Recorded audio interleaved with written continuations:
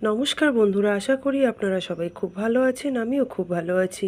তো আজকে রবিবারের দুপুরের মেনু নিয়ে চলে এলাম। মেনুতে কি কি আছে বলার আগে এটা বলি, এই যে জিক্ত ফল, এটা এই ভিডিও আমি আগেও দিয়েছি।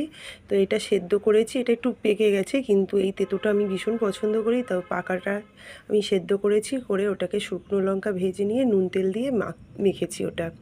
তো প্রথমেই বলি, আজকে রবিবারে বিশেষ কিছু মাছ মাংসর আইটেম কিছুই সেইভাবে করে উঠতে পারিনি, মানে তাড়াহুড়োতে যেগুলো পেরেছি করে নিয়েছি। কারণ আজকের আমার ছোটো ননদের বাড়িতে রাতে আমাদের নেমন্ত্রণ আছে।